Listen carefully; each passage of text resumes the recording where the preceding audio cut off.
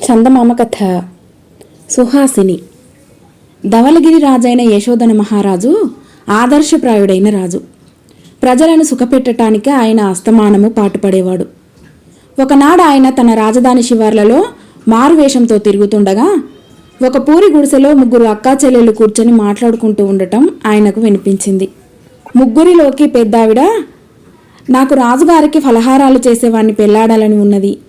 అలా అయితే రాజుగారు తినగా మిగిలిన ఫలహారాలన్నీ కూర్చుని హాయిగా తినవచ్చు అన్నది. ఫలహారాలతో ఏం కడుపు నిండుతుంది? నాకు రాజుగారి వంటవాన్నే చేసుకోవాలని ఉన్నది అన్నది రెండవ ఆమె. మూడవ ఆమె ఏమీ అనలేదు. కానీ ఆమె అక్కలు ఒత్తిడి చేసి నీకెవరిని చేసుకోవాలని ఉన్నదో చెప్పు అన్నారు. చివరకామె నాకు రాజుగారినే చేసుకోవాలని, రత్నాల వంటి బిడ్డలను కనాలని ఉన్నది అన్నది. ఈ మాటలు విన్న రాజుగారు వారి ముగ్గురి కోరికలు తీర్చడానికి నిశ్చయించి మర్నాడు ఆ అక్కా చెల్లెలను పిలిపించాడు. ఒకే ముహూర్తంలో ముగ్గురికి పెళ్ళిళ్ళయ్యాయి. అయితే ఆఖరు చెల్లెలి పెళ్ళి రాజుగారితో గనక అత్యంత వైభవంగా అట్టహాసంగా జరిగింది. తాను రాణి అయినానని ఆఖరు చెల్లెలు గర్వించలేదు. ఆమె తన అక్కలను ఎంతో ఆదరంతో చూసేది. వారికి ఏ లోటు రానిచ్చేది కాదు. కానీ అక్కలు మాత్రం తమ చెల్లెలి వైభవం చూడలేక ఎప్పుడూ అసూయతో కుమిలిపోసాగారు. యశోధన మహారాజు మాత్రం తన భార్యను ఎంతో ప్రేమగా చూసేవాడు. ఆమె తక్కువ వంశంలో జన్మించిన ఆమె ఉదార బుద్ధి, ధర్మగుణం కలది. ఆమె అన్ని విధాలా ఆయనకు తగిన భార్య అనిపించుకున్నది. కొద్ది కాలానికి రాణి గర్భవతి అయింది. కనే రోజులు వచ్చాయి. ఆమె అక్కలు స్వయంగా ఆమెకు పురుడుపోయి వచ్చారు. రాణికి చక్కని మగపిల్లవాడు పుట్టాడు.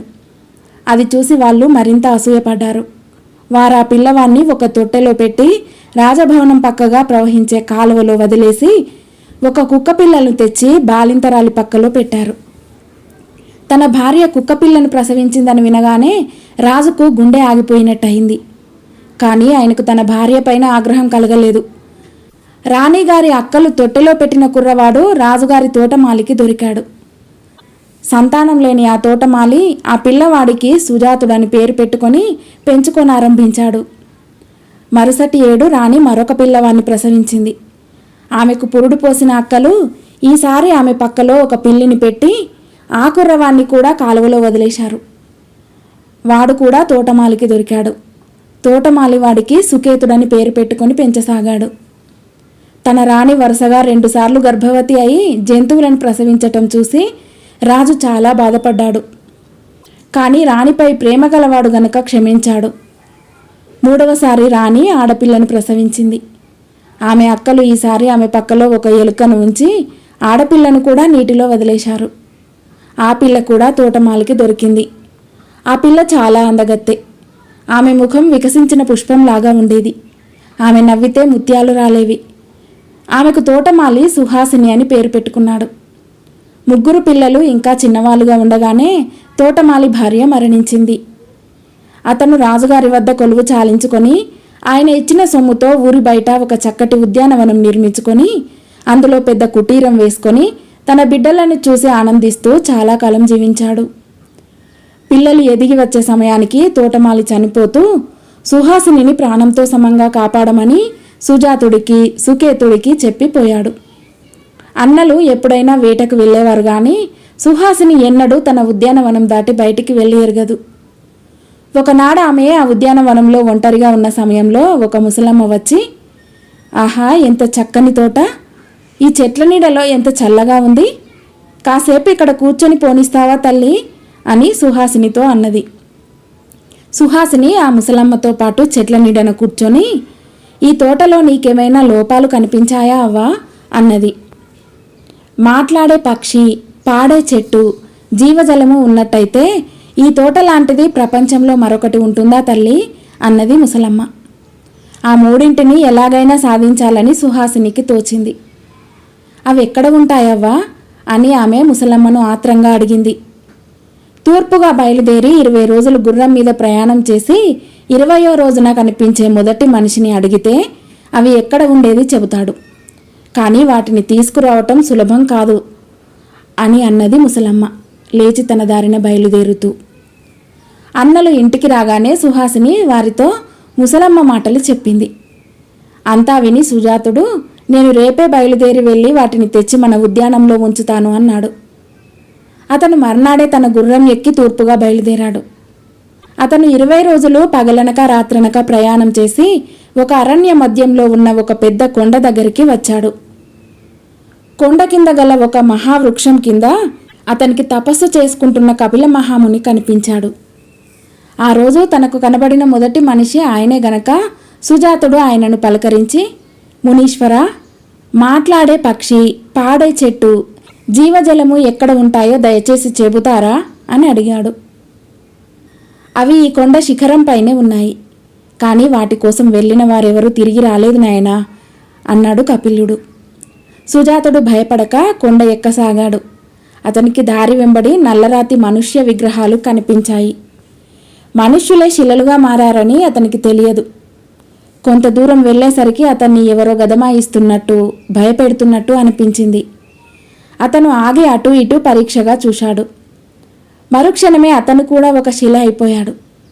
40 రోజులు గడిచినా తన అన్న తిరిగి రాకపోవటం చూసి సుకేతుడు బయలుదేరాడు.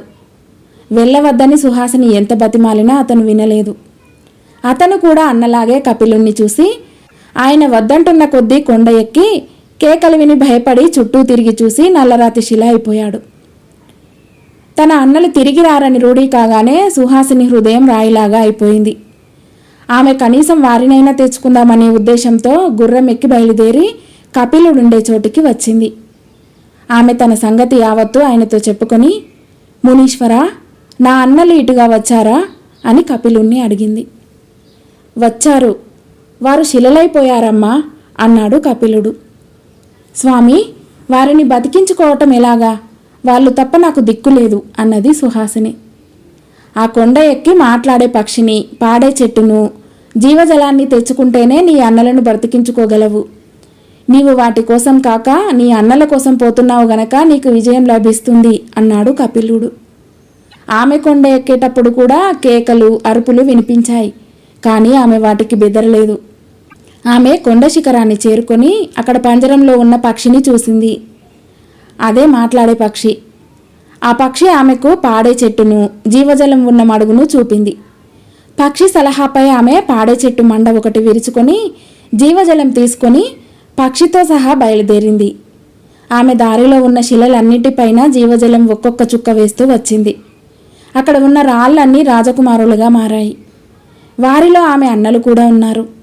ముగ్గురు కలిసి తమ కోటకు తిరిగి వచ్చారు. తోటలోకి మాట్లాడే పక్షి రాగానే ఎక్కడెక్కడి పాడే పక్షులు వచ్చి తోటలో కాపురం పెట్టి సంవత్సరం పొడుగునా పాడసాగాయి. పాడే చెట్టు మండ పాతి పెట్టగానే దాని ఆకులు పాడసాగాయి. ఈ పాట వినటానికి పిల్లవాయువులు తోటను ఆశ్రయించాయి. జీవజలం ఒక్క చుక్క వేసేటప్పటికీ ఆ తోటలోని నీటి కాలువలన్నీ గలగలా శబ్దం చేస్తూ ఏడాది పొడుగునా పారటం ఆరంభించాయి. సుహాసిని ఉండే తోటను గురించి అందరూ వింతగా చెప్పుకోసాగారు. రాజుగారికి కూడా ఈ వార్త తెలిసింది. తన భార్య 3వసారి కూడా జంతువును కన్నట్టు తెలిసినాక ఆయన ఆమెను కారాగృహంలో పెట్టించాడు. అది మొదలు ఆయన ఆనందమన్నది ఎరుగడు. ఈ తోటలో కాసేపు కూర్చుంటే మనస్సు బరువు తగ్గుతుందేమోనని ఆయన ఒకనాడు ఒంటరిగా అక్కడికి వచ్చాడు. ఆ సమయాన సుహాసిని ఒంటరిగా ఉన్నది. రాజుగారు తనకు అతిథిగా వచ్చాడని తెలియగానే ఆమె కంగారు పడి మాట్లాడే పక్షి వద్దకు వెళ్ళి, పక్షి పక్షి, రాజుగారికి ఏమి వంటకాలు చేయమన్నావు అని అడిగింది. ముత్యాలు కూరిన అరిసెలు వండిపెట్టు అన్నది పక్షి. సుహాసిని అలాగే చేసి అరిసెలు రాజు ముందు పెట్టింది. రాజు ఒక అరిసెను విరిచి చూసి, ఇదేమిటి, ఇందులో ముత్యాలు కూరారు, ఇలాంటి వంటకం ఎక్కడైనా ఉంటుందా అని ఆశ్చర్యంగా అడిగాడు. రాణి గర్భవాసాన కుక్కలు, పిల్లులు, ఎలుకలు పుట్టడం ఎక్కడైనా ఉందా మహారాజా అని మాట్లాడే పక్షి ఆయన్ను అడిగింది. రాజుకు గుండె గతుక్కుమన్నది. నా భార్య పిల్లలనే కన్నదా, వారేమయ్యారు అని ఆయన పక్షిని అడిగాడు. సరిగ్గా ఆ సమయానికే సుజాతుడు, సుకేతుడు వేట నుంచి తిరిగి వచ్చారు. ఇదిగో నీ పిల్లలు అన్నది మాట్లాడే పక్షి వారిని రాజుకు చూపుతూ. రాజు కంట ఆనంద బాష్పాలు రాలాయి. ఆయన తన పిల్లలను ఆలింగనం చేసుకొని ఇంటికి తీసుకుపోయాడు. తన భార్యను చెరవిడిపించి ఆమెకు క్షమాపణ చెప్పుకున్నాడు. అక్కలు తనకు తీరని ద్రోహం చేసిన రాణి వారిని క్షమించింది. తర్వాత యశోధన మహారాజు తన భార్యతోనూ పిల్లలతోనూ సుఖంగా జీవించాడు. కథ సమాప్తం.